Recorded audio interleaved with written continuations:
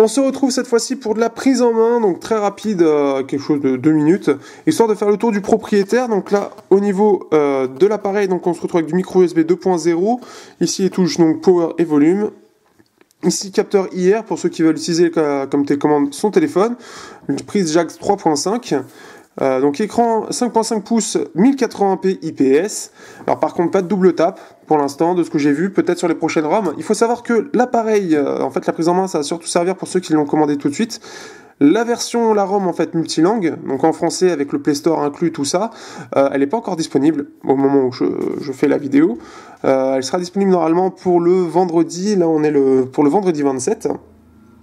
Normalement, et par la suite, donc on devrait avoir justement grâce à ça tout en français et tout. En attendant, ce qu'il faut, c'est aller sur le forum de miui.com.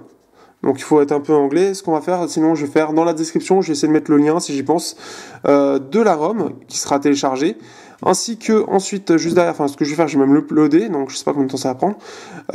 Et ensuite de mettre Google Installer, que je vais uploader ici, qui permet en fait de flasher alors là ça veut pas, qui permet de flasher en fait le Play Store et tout ce qu'il faut pour faire tourner avec les Gmail, etc. Donc parce que ça peut aider hein, si vous voulez l'utiliser tout de suite. Donc le seul souci à l'heure actuelle pour moi en gros c'est de l'avoir en anglais. Chose à savoir aussi, c'est que normalement il avait été annoncé avec 5.1.1 si je dis pas de conneries, et qu'il est en 5.0.2. Pourquoi je ne sais pas, donc là je suis en 5.8.20, il faut savoir qu'en plus de ça, les versions qui sont données, qui sont envoyées, c'est même pas, en fait c'est sur les versions stables chinoises, qui sont elles sur MIUI 6. Donc ce qui est assez étonnant pour un téléphone qui est annoncé sous MIUI 7 5.1.1, on se retrouve carrément avec une version stable en MIUI 6, alors qu'il a été fait au lancement de l'appareil, donc c'est assez étonnant. Donc voilà. Petite chose voilà, à savoir. Donc après en nouveauté, qu'est-ce qu'on a surtout? On a les thèmes de base hein, qui ont été mis. Donc on a text size, on a thème, non c'est système font. Non, c'est ça, thème. Il y a système font. Donc thème, en fait, vous avez 5 thèmes de base que vous pouvez choisir. Et en plus de ça, en fait, derrière, vous avez tous les thèmes classiques que vous pouvez avoir. Non, système font, voilà, j'y arrivais. Vous pouvez changer, donc classique. Donc les écritures, tout ça. Donc, là, par exemple, vous avez les écritures, mais vous avez bien sûr l'application thème qui est toujours présente, qui va permettre donc d'avoir des thèmes que vous pouvez même créer. D'ailleurs, apparemment, MIUI a simplifié de ce point de vue-là. Qu'est-ce que je peux dire d'autre? Sinon, MIUI, c'est MIUI, donc avec tous ces avantages et tout. Donc après, il faut connaître, il faut savoir que c'est quand même très différent d'Android de base. En fait, c'est aussi pour ça que le suivi est assez différent, par exemple, d'un Nexus.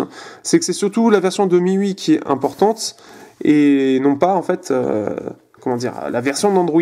Ici, par exemple, on a MIUI 7 aussi, c'est exactement la même chose qu'il y a là-dessus, mais le truc, c'est que on se retrouve avec du 4.4. Là, on est sur du 4.4.2, et pourtant, c'est la même version du MIUI, hein, exactement la même version. Là, en plus, c'est la version qui a été donc traduite par Xiaomi.eu et tous ceux qui ont participé. Donc, ce qui fait que vous avez tout en français. Donc, ça, c'est quelque chose qui est plutôt sympa. Au-delà de ça, MIUI, pour faire un rapide point de vue, un rapide petit truc, c'est super bien optimisé. Pour être passé de MIUI 6 à MIUI 7 sur mon Redmi Note, c'est largement plus fluide. C'est vachement sympa. Par contre, au niveau de l'autonomie, je suis quand même très loin de MIUI 5 qui était sorti, où je faisais du 7 heures écran allumé. Sur MIUI 6, je faisais du 5 heures. Et les dernières mises à jour, c'était encore un peu moins que ça. Donc, actuellement, c'est pas c'est pas génial sur mon Redmi Note. Ça a mal vieilli au niveau de l'autonomie. Mais par contre, ça tourne vachement bien. Hein. En même temps, heureusement. Comme vous pouvez voir, c'est fluide alors que c'est du MT6592 et là on est sur du Helio X10. Donc là c'est le haut de gamme de chez Mediatek. Là on est sur du très lourd, hein, du très lourd. De ce que j'ai vu, et ça je vous en parlerai sur le test, l'appareil photo semble plutôt correct. Pour montrer un petit sample, voilà donc une photo que j'ai fait tout à l'heure. Donc en plus il faisait sombre. D'ailleurs j'y pense, il faisait sombre à ce moment-là. On dirait que j'étais en plein jour. Donc voilà, photo d'une moto, pareil, il faisait sombre. J'ai fait le focus par ici et on peut voir que c'est assez détaillé, il n'y a pas trop de grains, ça a l'air plutôt pas mal. Donc pour 200 € déjà j'étais assez étonné, on a une évolution énorme en fait entre les deux appareils. Faut savoir qu'en plus lui il fait 200 grammes, lui il fait 160. Qu'est-ce que je peux dire d'autre? C'est que au niveau de la prise jack, on se retrouve avec prise jack qui a l'air plutôt énorme. Donc pour ceux qui adorent la musique, vous pouvez foncer aussi. L'écran, on a un mode lecture. Hop, comme ceci. Donc ce qui permet, alors là en plus on peut le régler. Donc ce qui permet pour ceux qui ont les yeux fatigués ou qui ont mal aux yeux, là ça fait énormément de bien.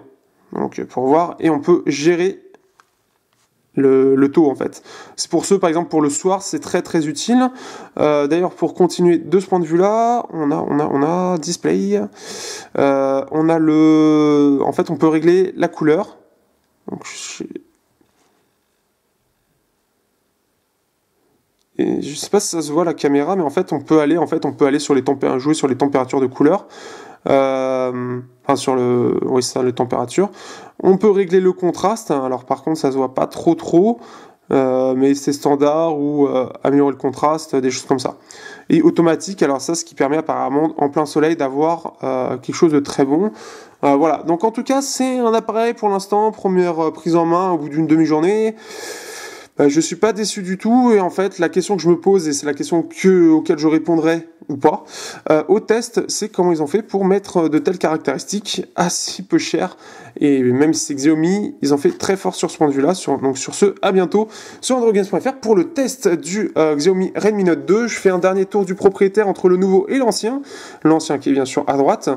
Donc voilà, à droite, si vous pouvez comparer les fiches techniques sur internet, vous verrez qu'il y a une sacrée différence. On a une différence, pour moi, de ce que je dis, c'est qu'il y a une différence de 2 générations. J'ai l'impression qu'il y a 2 générations qui a sauté d'un coup, qu'on est passé du S4 au S6, quoi. Bon, peut-être pas à ce point-là, mais c'est assez énorme. En plus, lui, il a vécu.